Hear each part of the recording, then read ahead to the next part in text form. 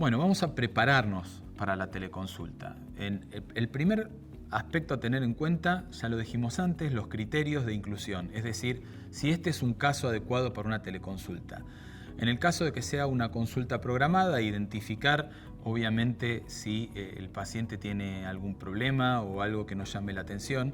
El riesgo principal respecto de la adecuación o no viene con las teleconsultas no programadas, es decir, en pacientes que no sabemos todavía por qué nos van a consultar. En ese caso, identificar la pertinencia de la teleconsulta y recordar siempre que esté la posibilidad de hacer una derivación presencial de ese paciente.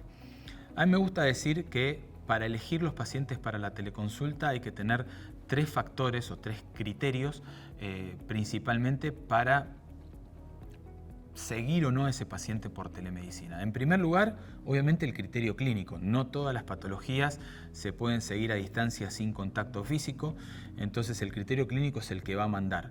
Es decir, hay un conjunto de patologías que las puedo seguir a distancia y un conjunto de patologías que no.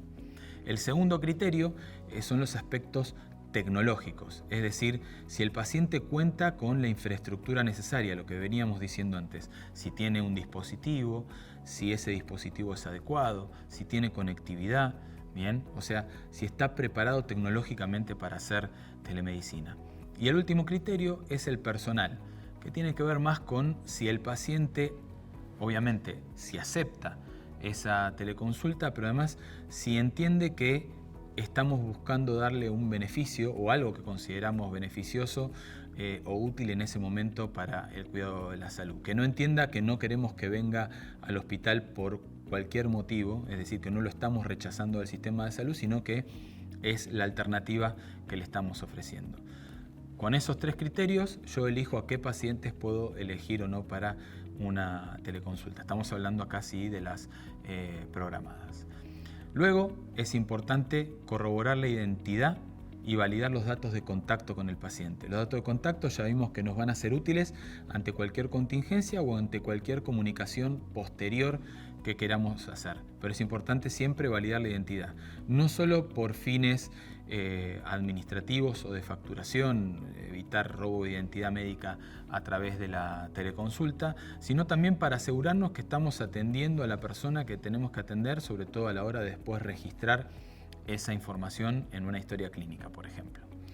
En el siguiente punto está, digamos, así como yo digo, corroborar la identidad del profesional, del paciente, presentarse como profesional, indicar claramente quién soy, a qué institución pertenezco, cuál es mi especialidad.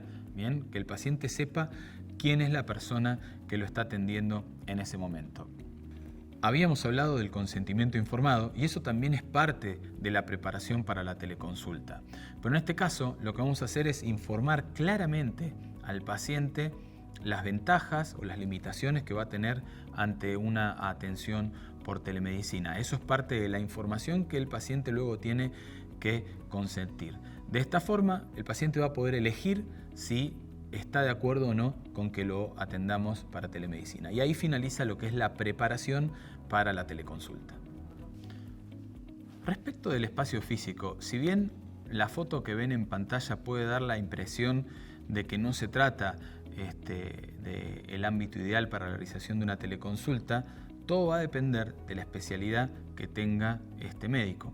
En este caso se trata de un pediatra y creo que para el ámbito de la pediatría resulta un ámbito más que propicio para la realización de una teleconsulta.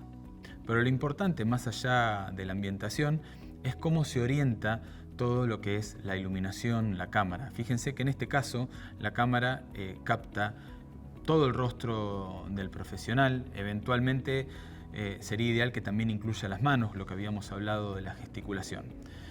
Pero el ambiente también tiene que tener ciertas garantías, tiene que ser luminoso, tiene que evitar tener ruidos que puedan distraer al paciente, y lo mismo tenemos que decirle al paciente, que elija una habitación donde nadie nos va a interrumpir. Respecto de lo que se ve del espacio físico a través de la teleconsulta, más allá de cuestiones lógicas como el orden o la limpieza que pueda tener ese ambiente, siempre estamos hablando de atención profesional como se realiza en cualquier consultorio, sería ideal evitar, por ejemplo, fuentes de luces de espaldas, es decir, no hacer la teleconsulta con una ventana atrás, porque va a dar mucha iluminación y eso va a parecer que el rostro aparezca oscuro.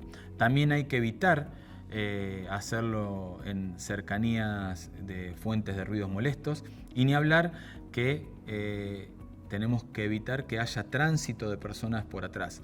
Digamos, estar en medio de una consulta y que alguien aparezca caminando por atrás va a dar una sensación absoluta de falta de privacidad respecto de la teleconsulta que se está realizando. Y lo mismo va a suceder con lugares públicos como plazas o bares. Está absolutamente desaconsejado hacer teleconsultas en esos ámbitos, principalmente por la sensación de falta de privacidad o porque de alguna forma rompen ese vínculo privado que se establece entre un médico y un paciente.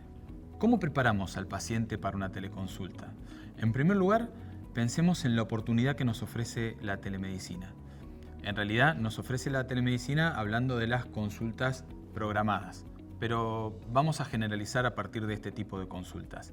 Nos da una oportunidad que es no solamente preparar al paciente desde lo tecnológico, desde lo técnico, sino también desde lo asistencial, porque yo puedo pedirle al paciente que antes del turno tenga una lista de los fármacos que consume, de sus dolencias, digamos, una descripción algo detallada de sus síntomas, como para que tenga él de alguna forma preparado el caso antes de llegar a la teleconsulta. Obviamente, a partir de esa preparación, yo puedo también enviarle todos los consejos que estuvimos hablando en cuanto a ambientación, en cuanto al dispositivo, en cuanto a la acústica, en cuanto a la localización de la webcam, y todo eso se lo podemos enviar como requerimiento en el momento en el que el paciente solicita el turno con nosotros. Es decir, le envío el recordatorio del turno o la información del turno que fue asignado, y con todo eso le hago la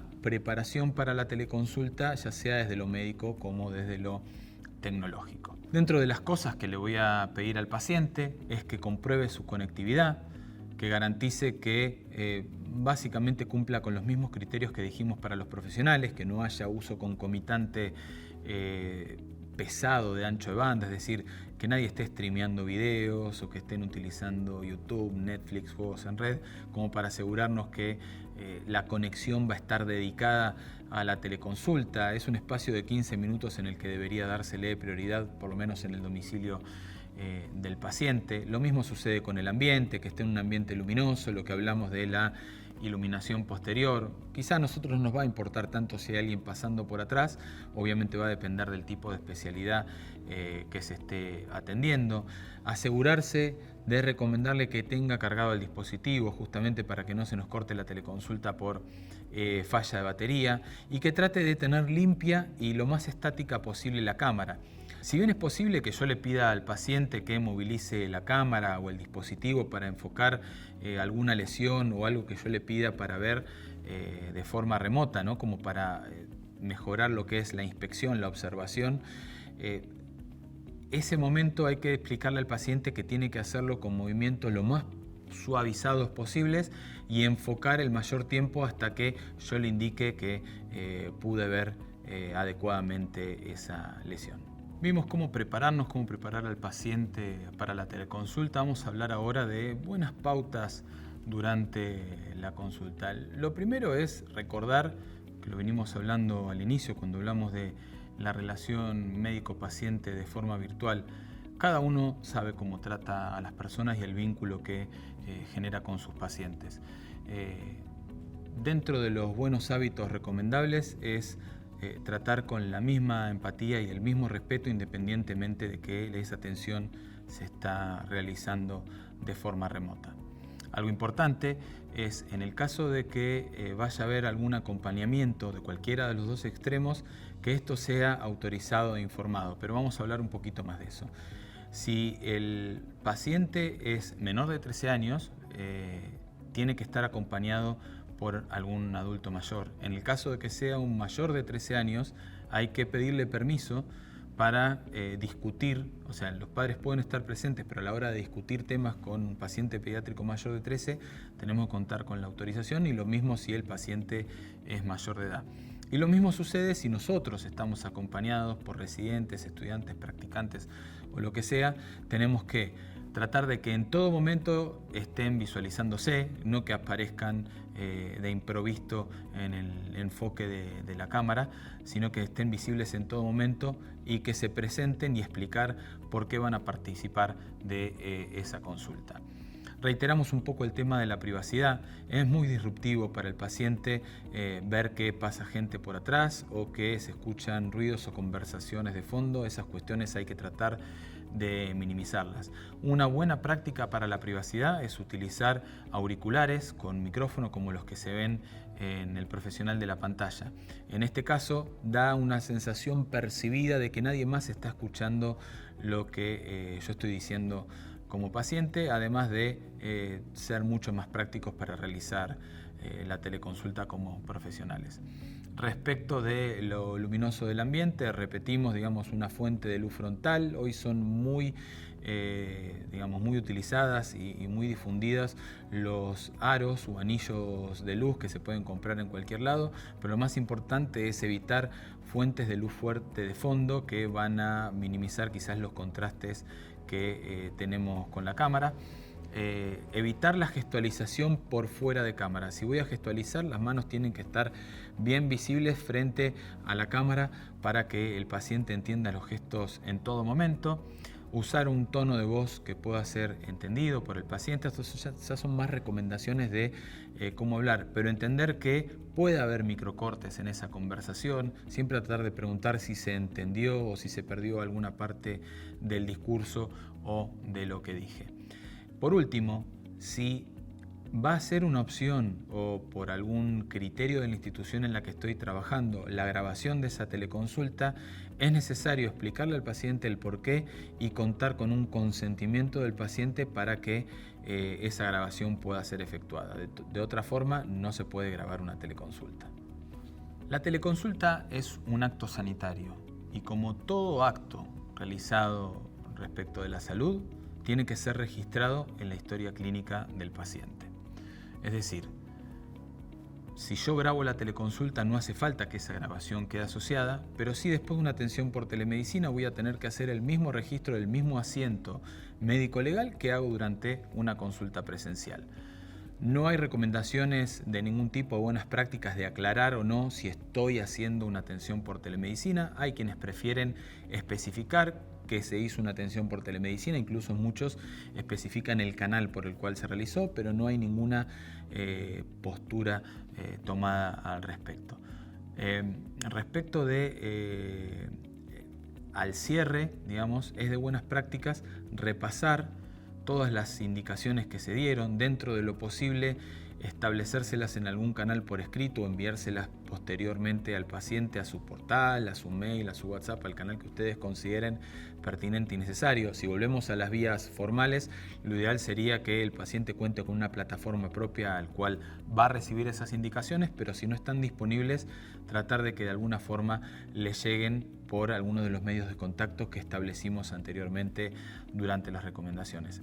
Algo importante, si durante esa consulta se mostraron estudios complementarios o el paciente nos envió una placa o un resultado de laboratorio, eso también hay que consignarlo en la historia clínica porque de alguna forma es información a partir de la cual nosotros tomamos una decisión. Además de enviar las indicaciones, también es importante acordar con el paciente esas indicaciones, remarcárselas, pero sobre todo definir cómo va a seguir el cuidado de la salud de ese paciente. ¿Cuándo lo vamos a volver a ver o por qué medio? Es decir, hay que definir el seguimiento. Y por último, es aconsejable tener cierta retroalimentación respecto de cómo le pareció, cómo se sintió durante esta modalidad de atención al profesional, ya sea a través de una encuesta. Esto también puede incluir a los profesionales, no solo a los pacientes, es decir, que tengamos una idea global de cómo resultó esa atención por telemedicina.